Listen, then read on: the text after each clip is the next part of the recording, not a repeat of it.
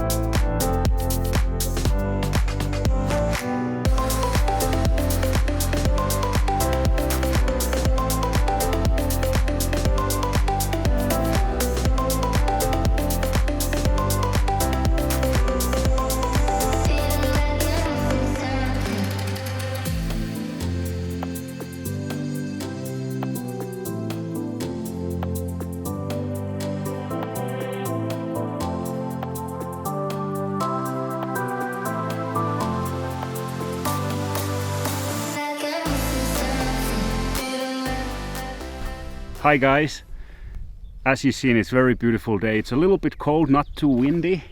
It's perfect for hiking. And the sun's coming up. It's really early in the morning, so basically, what's the time? Yep, it's 8:30 in the morning. I'm really proud that I got here so fast. And yeah, so now we're having a break on the ridge. Started at the parking lot, been hiking for roughly an hour.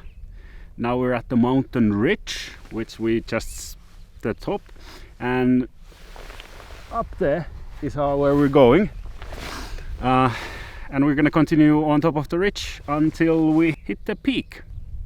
Off to the top, enough of breaks.